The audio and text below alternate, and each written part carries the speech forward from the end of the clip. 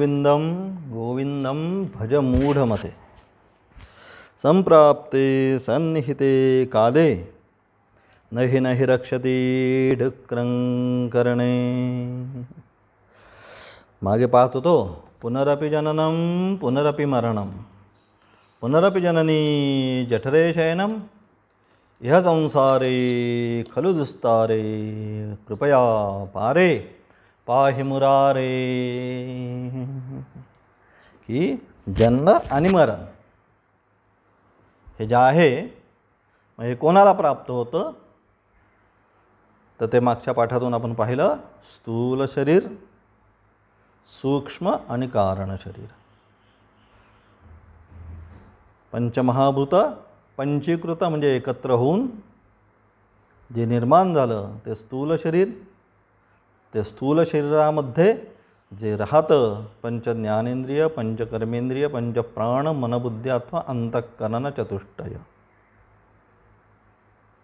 त्याला आपण म्हणतो सूक्ष्म शरीर, की ज्यालाच आपण जीवात्मा, जीवती अस्मिन् शरीरे इति जीवात्मा, या शरीरामध्ये ते जीव धारण करतं.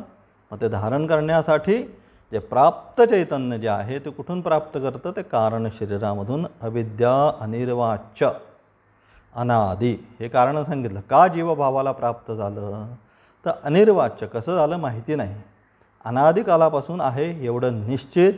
मूळ कारण काय, अविद्या, म्हणून सांगितलं अज्ञानेन आवृतम ज्ञानम. सांगितलं की अज्ञानामुळे काय झालं, ते ज्ञान जे आहे ते आवृत्त झालं आणि झाल्यामुळे सच्चित आनंद स्वरूप असताना सुद्धा तो मी करता, मी धरता, मी सुखी आणि मी दुःखी या भावाला प्राप्त झाला, जीवभावाला प्राप्त झाला.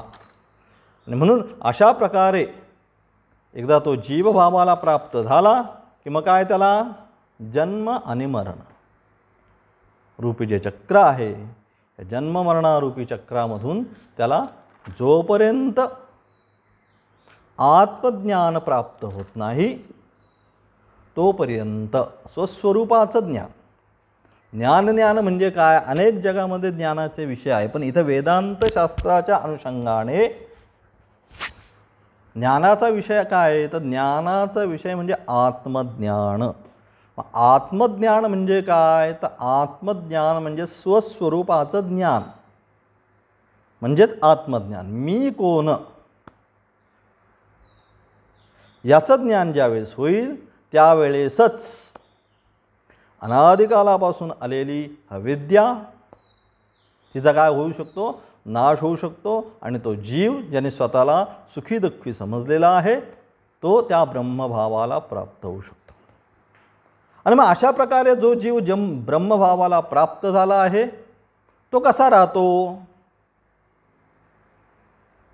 त्याची दिनचर्या, स्थितप्रज्ञ ज्याला आपण म्हणतो, त्याची भाषा काय, स्थितप्रज्ञस्य का भाषा समाधिस्थस्य केशव. काहीतरी पुढे एक्झाम्पल पाहिजे ना, की बाबा हे ज्ञान प्राप्त झाल्यानंतर जे स्थितप्रज्ञ आहेत, जे त्या भावाला प्राप्त झालेले आहेत, पुढं काहीतरी उदाहरण पाहिजे. मग त्या उदाहरणाच्या स्वरूपामध्ये आचार्य या 2-3 श्लोकामधून जो स्थितप्रज्ञ आहे, जो तत्त्वज्ञानी आहे, जो आत्मज्ञान ज्याने प्राप्त केलेला आहे तो कसा राहतो. सुरमंदिर तरुमूल निवासः शय्या भूतलमजिनं वासः योगरतो वा भोगरतो वा संगरतो वा संगविहीनः यस्य ब्रह्मणि रमते चित्तं नंदती नंदती नंदत्येव. की ज्याचं चित्त खरोखर त्या परमेश्वर किंवा त्या तत्वामध्ये लागलंय तो काय करतो, फक्त आनंदामध्येच राहतो. म्हणून हे असणारे 3 श्लोक कोणकोणते, सुरमंदिर तरुमूल निवासः, योगरतो वा भोगरतो वा, आणि आज जो श्लोक आपण पाहणार आहोत, रथ्या चर्पट विरजित कंथा पुण्या पुण्य विवर्जित पंथः योगी योग नियोजित चित्तः रमते बालोन्मत्तवदेव. हे जे 3 श्लोक आचार्यांनी सांगितले, या 3ही श्लोकामध्ये आचार्य आत्मज्ञानी स्थितप्रज्ञ कसा राहतो, त्याची व्यावहारिक दिनचर्या कशी असते, हे सांगण्याचं एक्झाम्पल योग रतो वा भोग रतो, योगात असो अथवा भोगामध्ये असतो, लोकांच्या संग्रहामध्ये असो, संग्रहविहीन असो, परंतु त्याचं चित्त जे आहे ते कुठं आहे, ब्रह्मणी, त्या तत्वामध्ये एकदा तो रममान झाला की फक्त आणि फक्त तो काय करतो, आनंदच प्राप्त करतो. आणि तेच या श्लोकामधून सांगितलं, काय, रमते बालोन्मत्त दैव, तो काय करतो, तो रममान होतो. कसा, बाल, जशी लहान मुलं असतात ना, ते काय त्यांच्या कशा असतात, नादामध्ये, त्यांच्या खेळामध्येच काय असतात, ती त्यांच्या नादात, त्याच्यात आनंदात असतात. तुम्ही त्यांना कितीही हाका मारा, जेवायला ये, वेळ झाली, अभ्यासाला ये, वेळ झाली, परंतु ते येत नाही. कारण का, ते त्यांच्यामध्येच आनंदित असतात. अथवा उन्मत्तवद, जो उन्मत्त असतो, त्याला तुम्ही काही सांगितलं अलग लक्षात तरी त्याला त्याचा फरक पडत नाही. म्हणजे अशा प्रकारे ज्याची मानसिक स्थिती झालेली आहे, लहान मुलासारखी अथवा उन्मत्तासारखी, म्हणजे सातत्याने काय करतो, उन्मत्त काय करतो, सातत्याने तीच गोष्ट पुन्हा पुन्हा पुन्हा पुन्हा करत असतो. आपण म्हणतो वेड्यासारखं काय करतो रे, तेच पुन्हा पुन्हा, तसा तो त्याप्रमाणे त्याचं जीवन जगत असतो.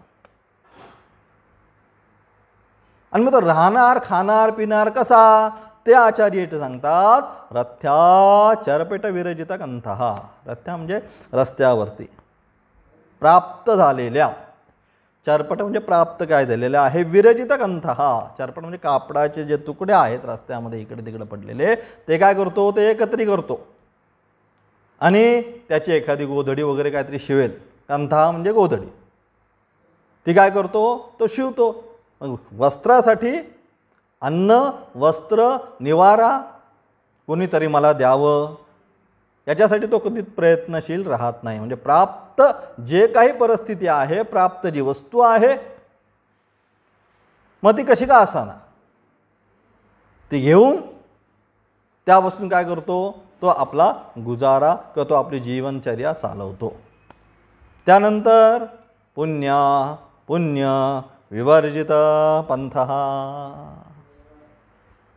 पुण्य आणि अपुण्य, पुण्य अथवा अपुण्य म्हणजे पाप आणि पुण्य, या दोन्ही रस्त्याने जाण्याचा तो प्रयत्न करत नाही. म्हणजे पुण्य प्राप्त करण्यासाठी प्रयत्न करतो का, नाही. पापाचा तर प्रश्नच येत नाही, अलग लक्षात. कारण ज्यावेळेस तो या पदावर आरूढ झाला त्यावेळेस पाप करण्याची जी वृत्ती आहे, मनातल्या ज्या वासना होत्या, त्यांचा क्षय कधीच झाला, त्या मागेच संपून गेल्या आणि त्या संपल्याशिवाय तो इथपर्यंत येऊच शकत नाही. आणि म्हणून अशा प्रकारे मग पुण्यसुद्धा प्राप्त करण्याचा प्रयत्न करत नाही. कारण का, त्याच्या दृष्टीने ती सुद्धा काय, शृंखलाच आहे. कारण काय होणार आहे, त्याने सुद्धा त्याला बंधन प्राप्त होणार आहे. क्षीणे पुण्ये मर्त्यलोकम विशंती, सांगतात की क्षीणे पुण्ये मर्त्यलोकम विशंती, की जोपर्यंत तुझं पुण्य आहे तोपर्यंतच काय होणार आहे, तुला त्या लोकांमध्येची प्राप्ती तुला होणार आहे. पण ज्या क्षणी तुझं पुण्य समाप्त होणार आहे, बँक बॅलन्स संपणार आहे, मग काय होणार आहे, पुन्हा याच लोकांमध्ये तुला परत यायला लागणार आहे. आणि म्हणून अशा प्रकारे पुण्य आणि पापात्मक जी कर्म आहेत त्याच्यामध्ये त्याचा काही सुद्धा विवर्जित हा पंथ, ते दोन्हीही रस्ते तो काय करून देतो, सोडून देतो. त्यानंतर योगी योग नियोजित चित्त, त्याचं जे चित्त आहे ते चित्त मग कुठं करतो, कुठे धारण करतो, तर तो त्याचं चित्त योगामध्येच सातत्याने जो आहे, कुठलीही शारीरिक त्याची जी अवस्था असली तरी चित्त त्याचं योगामध्येच असतं. आपल्यासाठी शारीरम केवलम कर्म, तो आम्हाला दिसतो की तो तसा करतोय, त्याने असा वागलाय, तर त्याने ते केलंय, हे सगळं आमच्या दृष्टीने आहे, परंतु त्याच्या दृष्टीने त्याचं जे चित्त आहे योगी, योग नियोजित चित्त, त्याचं जे चित्त आहे ते चित्त फक्त आणि फक्त काय करतो, योगामध्येच म्हणजे त्या आत्मस्वरूपामध्ये, त्या स्थितप्रज्ञामध्ये जे तत्व आहे त्याच्यामध्येच त्याच्या चित्ताचं काय होतं, विलीनीकरण झालेलं असतं पूर्ण. यथा नद्यस्यन्यमानाः समुद्रम अस्तम विहंती नामरूपे विहाय, त्याप्रमाणे ज्याप्रमाणे नदी समुद्रामध्ये जाऊन काय होते, स्वतःच्या नामरूपाचा त्याग करून समुद्रच होते, त्याप्रमाणे हा ज्ञानी त्या आत्मतत्वामध्ये, त्या सच्चित आनंद स्वरूप ब्रह्मतत्वामध्ये काय होतो, एकरूप होऊन स्वतःचा नामरूपाचा त्याग केलेला असतो त्याने. म्हणून योगी योग नियोजित चित्त, तर चित्त कायम त्याच्यामध्येच असतं. तुम्हाला दिसला तो काही करताना तरी चित्त योगामध्येच, चित्त परब्रह्मतत्वामध्येच. आणि असा योगी मग तो राहतो कसा, रमते बालोन्मत्तदेव, लहान मुलं ज्याप्रमाणे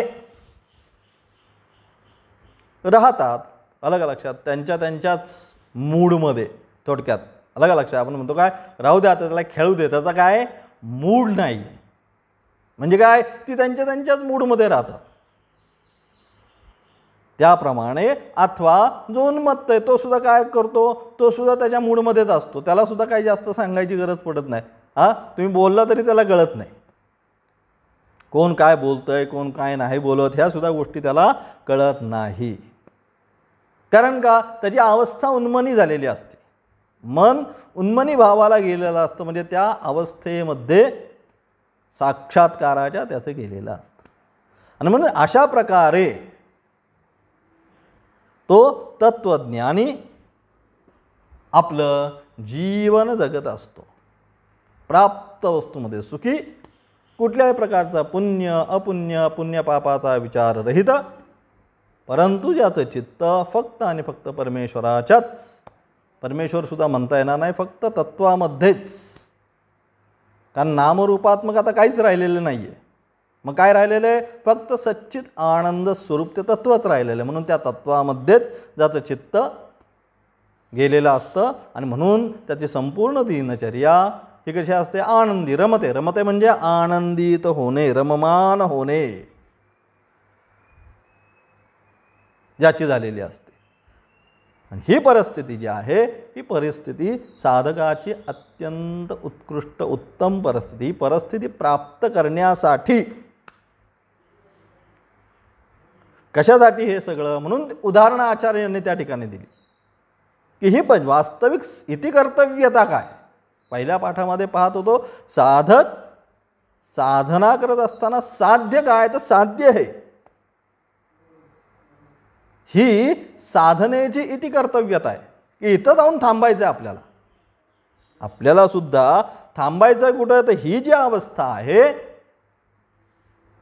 रमते बालोन्मत्तव देव नंदती नंदतेव, परम आनंदाची अवस्था आहे अलग, त्याची एक मात्रा. आत्ता आम्ही जो आनंद प्राप्त करण्यासाठी आमची इंद्रियांची विषयांची जी धडपड आमची जी चालली आहे ती काय, त्याची असणारी एक क्षण मात्रा, त्या आनंदाची एक मात्रा प्राप्त करण्यासाठी हे सगळं आमचं अट्टास हे झालं पाहिजे, त्याने मला आनंद मिळेल, त्याने मला आनंद मिळेल. परंतु आत्माचा जो आनंद आहे तो आत्मानंद वास्तविक स्वरूपाचा, नैसर्गिक, नॅचरली आपण म्हणतो ना, आजकाल सगळे चाललेत पुन्हा अलग, सगळं विष सगळं आता खाऊन झालं, आता पुन्हाकडे लागले ऑर्गॅनिक शेतीकडे निघाले सगळे, की रासायनिक काही नको. मग रासायनिक म्हणजे काय होतं, मग कृत्रिम होतं, ते काय करणार, तुमचं शरीर खराबच करणार. तसं इथे सुद्धा काय आहे, साधना सुद्धा जी आहे, साधना कशी पाहिजे, म्हणून साधना सुद्धा नैसर्गिक अवस्थेमध्ये पाहिजे. नैसर्गिक अवस्थेमध्ये म्हणजे मनाला त्या भावनेमध्ये नेण्यासाठी जास्त प्रयत्न करण्याची गरज पडली नाही पाहिजे. मग गरज कधी नाही पडणार तर मनामध्ये सात्विक वृत्ती, सात्विक अन्न, सात्विक जल, म्हणून भिक्षाटन सांगितलं. युक्ताहार का सांगितलं, सात्विक आहार का सांगितलं. आहारापासून काय होतंय, आहारापासून त्याच्या मनाची निर्मिती होते. त्याचा जो असणार अंश आहे त्याच्यापासून तो मनाकडे जातो आणि मग जसा आहार तसा मग काय होतो, त्याचा विचार, त्याचा आरंभ होतो. म्हणून आहार शुद्धी. आहार शुद्धौ सत्वशुद्धी. आहार जेव्हा सात्विक होईल त्यावेळेस त्याची सत्वशुद्धी होणार आहे आणि जेव्हा सत्वशुद्धी होणार आहे त्यावेळेस चित्तशुद्धी होणार. एकदा चित्तशुद्धी झाली कमजी साधना आहे ती साधना त्याला करण्यासाठी प्रयत्न विशेष करायची गरज पडणार नाही. उर्वारुक इव बंधनात् मृत्युर्मोक्षे यमामृतात्. कोणता मंत्र आहे, मृत्युंजय महामंत्र. अलग लक्षात, जो मृत्यूवर पण काय करतो, विजय प्राप्त करतो. त्यासाठी सांगितला उर्वारुक इव बंधनात्. प्रयत्न नाही, उर्वारुक. उर्वा म्हणजे काय, जे भोपळ्याचं फळ जे असतं, इव त्याप्रमाणे बंधनात काय करतं, ज्यापैकी वेळेस ते परिपक्व अवस्थेला जातं त्यावेळेस काय होतं, त्यावेळेस ते आपल्याप तो बंधन जे आहे म्हणजे जे देठापासून त्याला वेलाला सोडायचं जे बंधन आहे ते काय करायला लागतं, प्रयत्न करायचं नाही, ते आपल्याप सोडून देतं. उर्वारुक इव बंधनात्. त्याप्रमाणेच मृत्युर्मोक्षी यमामृतात्. काय झालं पाहिजे, मृत्यूपासून ते अमृतत्व प्राप्त केलं पाहिजे. म्हणून त्याच्यासाठी असणारी सगळे अट्टहासी सगळी साधना. पण साधना पण कशी पाहिजे, पण साधना सुद्धा सात्विक पाहिजे, कृत्रिम साधना पाहिजे. काय पाहिजे तर साधना सुद्धा आपली सात्विक दर्जाची. आहार सात्विक, विहार सात्विक, विचार सात्विक, सगळं सात्विक जर असेल तर आपल्या आप ठाईचं बसूनी करा एकचित्त. त्याला करायची गरजच पडणार नाही. तो बसला, त्याचा आहार विहार योग्य असला की तो बसल्या क्षणी डोळे मिटल्याबरोबर त्याचं चित्त काय होणार आहे, परमेश्वराशी एकरूप होणार आहे. आणि असा असणारा जो अधिकारी संपन्न साधक ज्यावेळेस होईल त्यावेळेस तो योग्य पद्धतीने ती साधना करत करत करत मुमुक्षुची अवस्था आहे. काय सांगितलं, विवेक, वैराग्य, समाधी, षटकसंपत्ती आणि काय मुमुक्षुत्व. वेदांत शास्त्राचा अधिकारी किंवा तत्वज्ञान ज्याला प्राप्त करायचं आहे, आत्मज्ञान प्राप्त करून ज्याला घ्यायचं आहे, त्याच्यामध्ये हे 4 अधिकार सांगितले. पहिल्या पाठात झालं आपलं, विवेक पाहिजे, त्यानंतर वैराग्य पाहिजे, त्यानंतर समाधी षटकसंपत्ती पाहिजे आणि मुमुक्षुत्व. म्हणजे आता काय, मुमुक्षुत्व म्हणजे मोक्षम मे भूयात, मला परमेश्वर जाणण्याची, तत्व जाणण्याची. परंतु अशा प्रकारे विवेक, वैराग्य, समाधी षटकसंपत्ती आणि मुमुक्षुत्व हे सगळे गुण त्याने काय केले, जीवनामध्ये प्राप्त केले. आणि कुठे येऊन थांबला आता तो, 4थ्या पायरीवर. मुमुक्षुत्व नावाची जी पायरी आहे तिथे येऊन तो थांबलाय आता. मग आता मोक्ष प्राप्त झाला का, तिथं जरी येऊन थांबला तरी अजून सुद्धा तत्वज्ञान प्राप्तीसाठी आत्ताशी काय झालं, खालच्या सगळ्या स्टेज परिपूर्ण झाल्या त्याच्या. आता काय झालं, त्याची प्रज्ञा स्थिर झाली.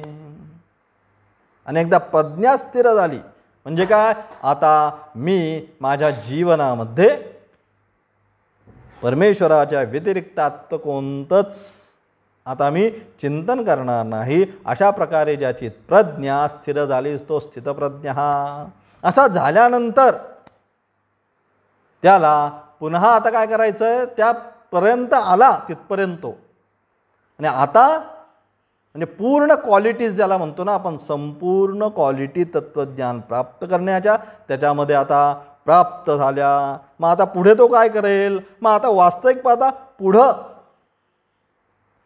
आता त्याची कोणती साधना आरंभ होईल?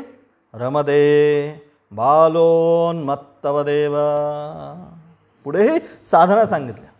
म्हणजे ज्ञानप्राप्तीनंतर योग वासिष्ठामध्ये भगवान वसिष्ठांनी रामाला पुन्हा ज्ञानाच्या की ज्ञान आपण म्हणतो निस्तात मुमुक्ष झाला, साधना केली म्हणजे ज्ञान प्राप्त झालं का राघव? तर नाही. तशा अवस्थेमध्ये हे राघव ज्ञान प्राप्त होत नाही. मग त्याच्यासाठी काय? पुन्हा ज्ञानाच्या असणाऱ्या सप्त भूमिका म्हणजे एका एका भूमिकेतून त्याला जायचं आहे. आणि जी शेवटची भूमिका आहे तुर्यगा अथवा त्याच्या अलीकडच्या पदार्था भावनी तुर्यगा, ह्या दोन अवस्था ज्या आहे त्या दोन अवस्थेचं वर्णन आत्ता जे आपण पाहिलं या 2-3 श्लोकांमधूनच सांगितलं. सुरमंदिर तरु योगरतो वा अथवा रथ्या चरपट विरचित कंथः, या 3 श्लोकांमधून ज्या स्थितप्रज्ञ ब्रह्मज्ञानी जो आहे त्याचं वर्णन केलं तो कोण आहे? ती अवस्था कोणती? ती तुर्यगा म्हणजे ज्ञानाच्या सप्तभूमिकेमधली सर्वात शेवटची अवस्था. तिचं वर्णन आचार्य या ठिकाणी करतात. आणि म्हणून त्या 7 भूमिका त्या सुद्धा आपल्याला लक्षात राहिल्या पाहिजे. त्या सप्तभूमिका ज्ञानाच्या कोणत्या? त्या योग वसिष्ठामध्ये भगवंत वसिष्ठ रामांना सांगतात द्वौ क्रमौ चित्तनाशस्य योग ज्ञानम च राघव. हे राघव फक्त चित्तनाशास्य किती 2च मार्ग थोडक्यात सांगितलेले आहेत. एक कोणती? योगस्तद्वृत्तिरोध, एक योग मार्ग आणि दुसरं ज्ञानक सम्यक अवेक्षणम, सम्यक ज्ञान म्हणजे एक योग मार्ग आणि दुसरा ज्ञान मार्ग. अशा 2 मार्गाच्या द्वारे काय होऊ शकतं? चित्तनाशस्य. अलग लक्षात. संपूर्ण जे आहे हा प्रपंच कोण करतंय? ते चित्त. काल आपण पाहिलं थोडक्यात. चित्त म्हणजे हे अंतःकरण, मन, बुद्धी, चित्त, अहंकार, हा सगळा हा संपूर्ण प्रपंचाचा काय करतंय? आपल्याला दाखवण्याचा प्रयत्न करतंय. पण जोपर्यंत त्याचा नाश नाही तोपर्यंत याच्यामधनं आपण बाहेर पडू शकत नाही. मग त्याच्यासाठी काय कोणते मार्ग सांगितले? हे 2 मार्ग सांगितले की योग मार्ग आणि दुसरा ज्ञान मार्ग. ज्यांना मुक्त होण्याची तीव्र इच्छा आहे ज्यांच्या मनामध्ये, अलग लक्षात, फक्त मला मोक्षच पाहिजे अशा मनामध्ये अत्यंत तीव्र इच्छा ज्यांच्या झालेल्या आहे त्यांच्यासाठी योग मार्गाचा अवलंबन सांगितला. ज्या वस्तूच्या प्राप्तीसाठी हजारो वर्ष लागतात ती वस्तू सिद्ध महात्मा या योगाद्वारे प्राप्त करतात. याच एका जन्मामध्येच सिद्ध महात्मा सांगितलं. हा शब्द विशिष्ट आहे. ना तर तुम्हाला वाटेल की लगेच योग केला की लगेच ते प्राप्त झालं. जो सिद्ध महात्मा आहे तो योगाद्वारे ती वस्तू म्हणजे कोणती? आत्मज्ञान या जन्मामध्येच काय करतो? प्राप्त करून शकतो. आणि जो या योगावर रूढ होईल त्या दुसरे काही प्राप्त करणे दुर्लभ होत नाही. म्हणजे योगाला जो प्राप्त झाला त्यासाठी दुसरी कोणतीच गोष्ट प्राप्त करायला काय राहते? दुर्लभ राहत नाही. म्हणजे कुठलीही गोष्ट तर सहजतेनं अष्टसिद्धी नवविधिके दासा सगळ्या सिद्धी विद्धी काय जे आहे सगळं त्याला प्राप्त होऊन जातं. परंतु तो त्या ठिकाणी अडकत बसत नाही. म्हणून एक सांगितला योग मार्ग की बाकी काही करायचं नाही आहे. फक्त तो जो जे काय सांगितलं यम नियम आसन वगैरे त्याद्वारे तो साधना करत ते ध्येय प्राप्त करतो. सविकल्पिक समाधी आणि निर्विकल्पक समाधी तिथपर्यंत तो जातो. दुसरा सांगितला ज्ञान मार्ग की जो योग मार्ग आणि ज्ञान प्राप्त करण्यासाठी काय कर? ज्ञान मार्ग म्हणजे आत्ता जो सांगितलेला आपण जो करतो आहोत हा ज्ञान मार्ग. श्रवण मनन निधिध्यासना हा ज्ञान मार्ग सांगितला की काय केलं पाहिजे? पहिल्यांदा गुरुकडून विद्येचं श्रवण केलं पाहिजे. योग्य गुरुकडून पहिल्यांदा गुरुलाच शरण गेलं पाहिजे अनन्य भावाने. कारण शरण गेल्यानंतर गुरु जेव्हा म्हणेल त्यावेळेसच उपदेश, तुम्ही सांगून नाही. म्हणून पहिल्यांदा काय सांगितलं? योग्य गुरूंना शरण.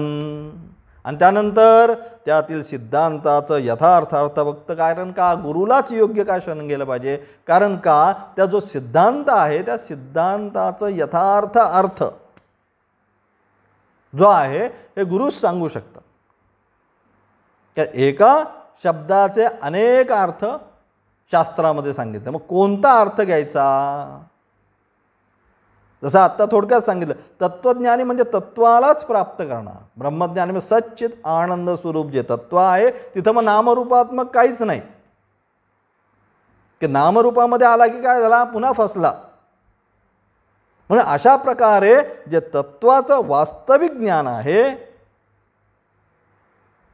ते ज्ञान फक्त गुरुकृपेने अथवा गुरुमुखातूनच त्याला प्राप्त होऊ शकतं. आणि इतर जे ज्ञान आहे ते मिथ्या भ्रांतियुक्त ज्ञान होतं. आणि म्हणून वेदांत शास्त्राचा अध्ययन किती विद्वान असला, किती तत्वज्ञ असला किंवा काही जरी असला, शास्त्रार्थ करणारा असला तरी वेदांत शास्त्राचं अध्ययन हे गुरुमुखातूनच करावं. तद्विज्ञानार्थम स गुरुमेवाभिगच्छेत्. की ते ज्ञान प्राप्त करण्यासाठी फक्त आणि फक्त कुठे गेलं पाहिजे? गुरुकडेच गेलं पाहिजे. दुसरं कुठेही जाऊन उपयोग नाही. गुरुमेव आचार्य शम दमादि संपन्न अभिगच्छेत्. जे क्षमदमादि संपन्न जे आचार्य गुरु आहे त्यांच्याकडे जाऊन काय केलं पाहिजे? शास्त्रज्ञोपि स्वातंत्र्येण ब्रह्मज्ञान अन्वेषणम न कुर्यात.